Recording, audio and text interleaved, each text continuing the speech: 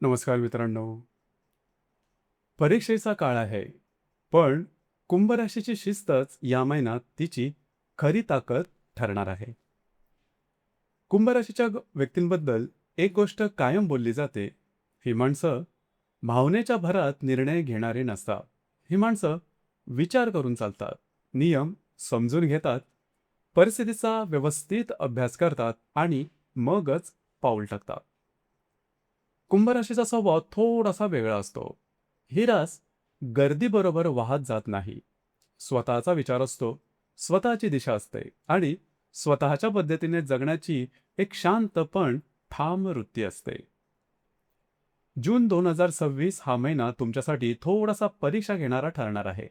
कारण या महिन्यातील सर्वात महत्त्वाची घटना म्हणजे गुरुग्रह तुमच्या पंचम स्थानातून आता 6व्या स्थानात भ्रमण करणार आहे. 6व्या स्थानातील गुरुचं भ्रमण कुंभ राशीसाठी फारसं शुभ फलदायी मानलं जात नाही. त्यातच कुंभ रास अजूनही 7.5च्या प्रभावात आहे. राहूचाही प्रभाव तुमच्या राशीमध्ये जाणवत आहे. म्हणूनच येणारा काळ थोडासा सावधगिरीने चालण्याचा आहे. एक गोष्ट लक्षात घ्या, ग्रह परीक्षा घेऊ शकतात, पण तुमची शिस्त तुमचं संरक्षण करू शकते. तुमचे अंतर्गत गुण तुम्हाला या सर्व संकटांपासून अगदी सहजपणे अलगद बाजूला ठेवू शकतात. आणि कुंभ राशीचा सर्वात मोठा आधारच हाच आहे: शिस्त, विचार आणि तर्क. आणि परिस्थितीला भावनेने नाही तर समजुतीने हाताळण्याची ताकद. या महिन्यामध्ये हाच गुण प्रकर्षाने दिसून येणार आहे. तुम्ही जबरदस्त मेहनत कराल, कामाचा धडाका दिसेल, लोकांना वाटेल हा माणूस थकत कसा नाही. पण आतून तुम्हाला माहीत असेल की ही मेहनत गरजेचीच आहे. आरोग्याच्या संदर्भात सांगायचं झालं तर या संपूर्ण महिन्यामध्ये तुमची मानसिक आणि शारीरिक आरोग्य एकंदरीत उत्तमच असणार आहे. कामाचा उरक दांडगा राहील, तुमच्यामधील कार्यक्षमता जबरदस्त दिसून येईल.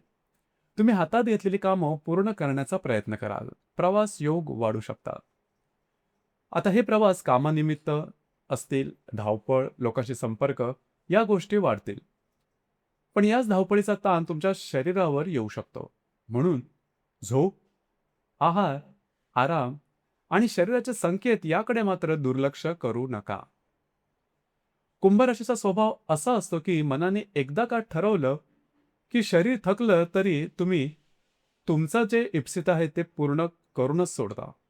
पण या महिन्यामध्ये शरीराकडे संपूर्णपणे दुर्लक्ष मात्र करू नका. कुठल्याही प्रकारचे निर्णय फक्त भावनेच्या आहारी जाऊन घेऊ नका. खरं तर हा तुमचा स्वभावच नाहीये.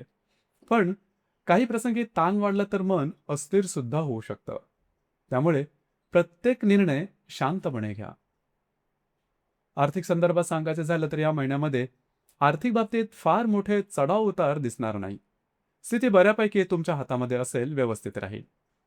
पैशाचा प्रवाह नियंत्रित राहील.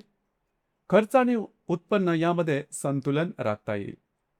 फक्त गुंतवणूक करताना थोडीशी सावधगिरी ठेवा. जर तुम्ही शेअर मार्केटमध्ये ट्रेड करत असाल तर शॉर्ट टर्ममध्ये काही चांगले लाभ मिळू शकतात. तुमचे अंदाज काही ठिकाणी अचूक ठरतील. पण फार मोठी जोखीम मात्र घेऊ नका. कारण हा काळ फार मोठा जुगार खेळण्याचा नाही, तर छोट्या संधी ओळखून सुरक्षितपणे पुढे जाण्याचा आहे. घर आणि गृहसौख्याच्या बाबतीत सांगायचं झालं तर घरातील व्यक्तींबरोबरच नातेसंबंध थोड्या फार प्रमाणात ताणले जाण्याची शक्यता आहे. छोट्या मोठ्या गोष्टीवरून गैरसमज होऊ शकतात. तुम्हाला वाटेल की घरातले लोक तुमच्या मेहनतीला समजून घेत नाहीये किंवा तुम्ही जो विचार करत आहात ते त्यांना पटत नाहीये.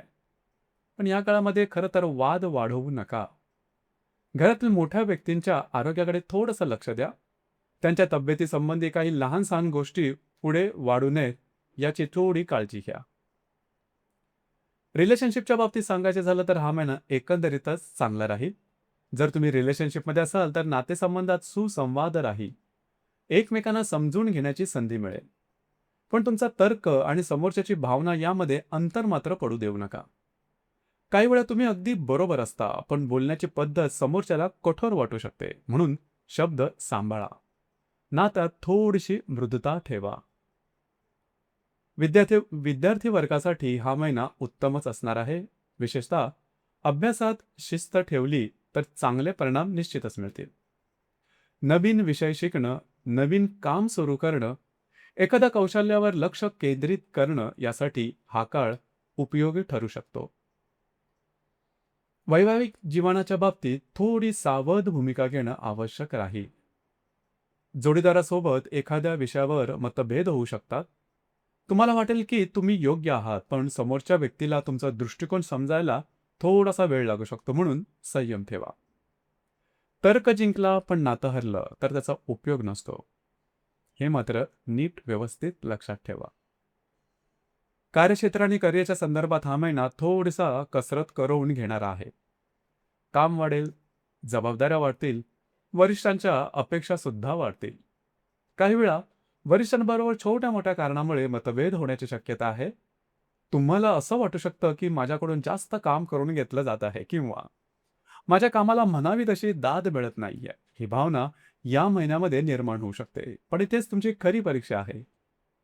कारण कुंभ राशीचं सामर्थ्य म्हणजे दीर्घकाळ काम करत बसणं, स्वतःचं वेगळंपण टिकवणं आणि योग्य वेळी परिणाम दाखवणं. सहकाऱ्यांशी बोलताना संयम ठेवा.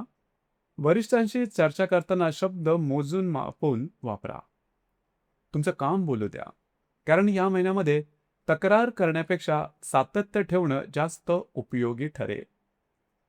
एकंदरीतच पाहायचं झालं तर गेल्या काही काळामध्ये साडेसातीचा प्रभाव थोडा कमी झाल्यासारखा वाटत होता. गोष्टी काही प्रमाणात व्यवस्थित चालू झाल्यासारख्या वाटत होत्या. पण जूनमध्ये पुन्हा एकदा काही गोष्टी मंदावतात की काय, असा काहीसा अनुभव येऊ शकेल. साडेसातीचा प्रभाव परत जाणवतो की काय असं वाटू शकतं. पण काळजी करू नका. हा फार मोठा धक्का नाही. ही फक्त सावध राहण्याची सूचना आहे. 15 आणि 29 तारखेच्या आसपास मोठे निर्णय, कमिटमेंट, कागदोपत्री व्यवहार, मोठे व्यवहार यापासून थोडंसं लांब राहा. आरोग्याकडे विशेष लक्ष द्या. भावनेत निर्णय घेऊ नका. कोणावरही आंधळा विश्वास ठेवू नका. बाकी जून 2026 हा कुंभ राशीकरता फार मोठा आनंदमयी असा महिना नसला तरी खूप काही महत्त्वाचं नक्कीच शिकवून जाणारा ठरणार आहे. हा महिना तुम्हाला सांगेल, शिस्त सोडू नका, आरोग्य सांभाळा, काम सुरू ठेवा आणि परिस्थितीशी भावनेने नाही तर बुद्धीने सामना करा. कारण कुंभ राशीची खरी ताकद नशिबावर अवलंबून नसते.